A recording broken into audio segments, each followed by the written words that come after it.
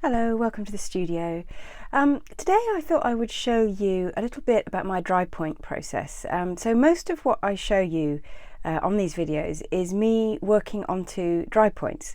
I do my dry points in a print studio with a press, but you can do them at home as well with a little bit of muscle power, which I will do another video about at some point. But I just thought I'd show you how I make my dry point plates and really how simple they can be as well. If you like the video, please click like, subscribe, every little helps, and you can see lots more of my work, and you can sign up for my self-paced video courses at ruthander.co.uk. So dry point etching, to give its full name, is an intaglio process. So instead of relief printing, where you apply ink over the surface and then print from the surface, intaglio techniques are where you scratch into the surface in some way and the ink stays into the scratches. Now this is a used plate, and you can see that the ink has stained those scratches, and you can see where it's gone. So what we do when we print, and I will do a video about this, is we spread the ink all over, pushing them into the scratches that we've made, and then we wipe off the surface. So all the ink gets wiped off the surface bit. And the only thing that prints is these lovely velvety dark lines that you've scratched into your plate and that the ink has stuck to. So with etching, you make the lines by burning the lines with acid. With dry point, you're literally just scratching into your plate. So you can use different plates. This is an aluminium plate here. Aluminium is really soft metal, so you can scratch into it really easily. And I'm going to have a go at that one in a minute. There's such a thing called Drypoint card, which this is. It's kind of shiny, if you can see that.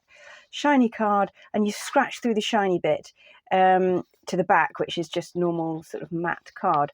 And when you put the ink on, the ink will stick to the sort of the scratchy matte bit. Then you can wipe off from the shiny bit, which is really nice because you can get some lovely effects. I'll show you this one here. So this is the plate that I made, really simple. So literally pretty much just some line here, some fields in the background, that's what that's supposed to be. I left all of this blank, and the reason is because you can have really good fun. I don't know if you can see how shiny this is. It's very shiny. You can have great fun wiping this off in different ways and making monoprints up here, and that's what I've done here. So this is one of the prints that came off that. So all this blank bit, I've done a sort of monoprint on the top. And it's really nice to wipe ink off in nice ways, very painterly ways. So you get this whole other aspect. So I often do very minimal dry point plates, like really simple. And then I'm adding monoprint and collage and things in at the same time. The same one with this one here. That's the very simple plate, dry point plate on card again that I made. And this is the outcome. Now, this has got chine collé in, which is basically collage. So when I put it through the press, I also put it through with collage. So this red bit's collage, this grey bit's collage. And you can see, and then I could have added monoprint as well. So you can do lots of fun things with dry point, and I'm sure I will do some videos at some point to cover that. But today, I'm just showing you how I scratch into my plate. I'm going to go with the aluminium plate this time. This is actually an old plate, a very old plate actually. I printed this a long time ago. These scratches that were on it before have been printed, and I can hardly feel them now. I don't know if you can even see them actually. There are scratches on there, but I don't think they will print very well because you can't feel them at all. If you can't feel a little burr, they're probably not going to print. So I'm just going to start kind of again. This kind of looks like the sort of thing I want to do anyway. So I'm just going to add, these are my sketches here. It's a sort of seascape with one of these windblown trees over. So I've just done some composition sketches, and I am just going to work straight from them. So I've already got a horizon here, which is in about the right place where I want it. And I'm going to create a sort of piece of land here and this tree coming up around about here. Now, this is a dry point needle, a very basic one. It's just a pointy metal pen, really, that you use to scratch. Now, what I'm going to do is scratch. You have to push quite hard. You have to scratch quite hard. So I find it quite difficult to do very delicate marks with dry point.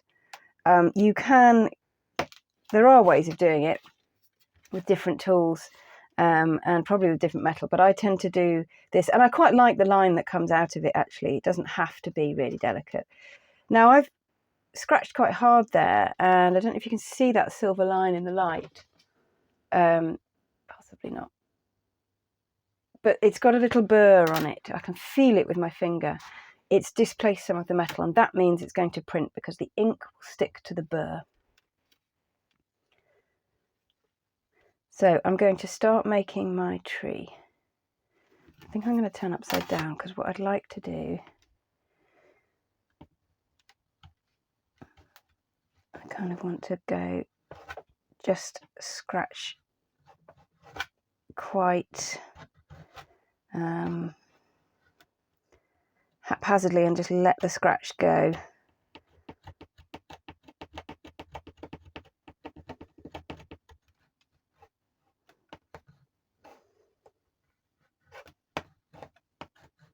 And this is a tree that's kind of, been, like you see on the coast, has been completely blown in one direction.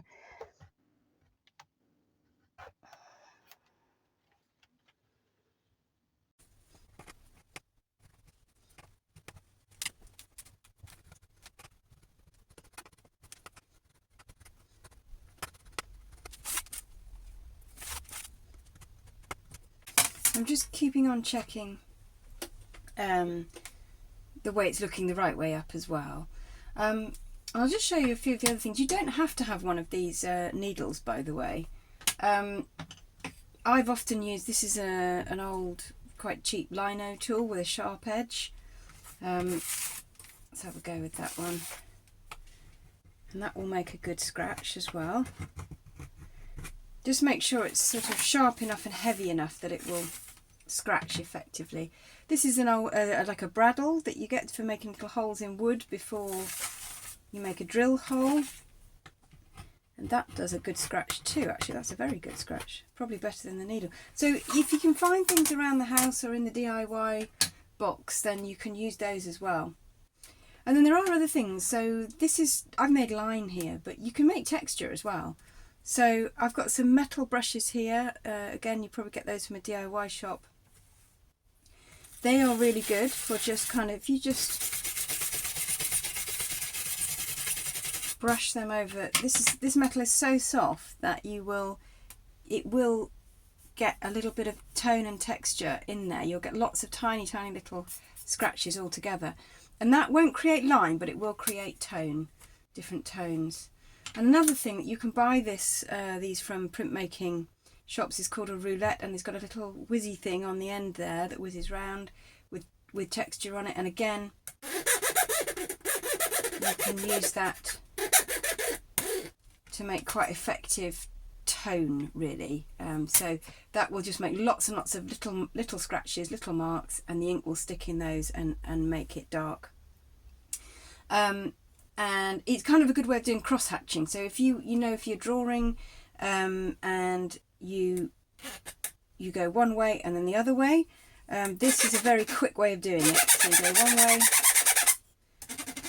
and then the other way, and you will get, it's made lots of tiny little marks there, and it's difficult to see, but I've just done them there, and I can feel them with my finger, and the ink will stick in those when we ink up the plate. And you can of course just do that with your tool as well. You could just cross hatch.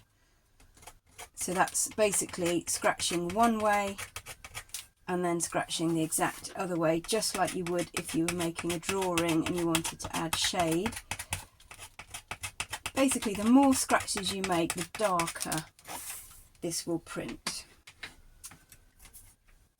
So I'm not going to do much more to that. I know that's quite difficult to see. I will keep it pretty minimal, and I'll print it, and I'll see if I can add anything further to it after that. Dry points will only print for about 5 to 10 prints once, and then this sort of scratch mark and these burrs will have disappeared by then, so it won't print so well. So next video will be me printing this at home, and we'll see how it looks.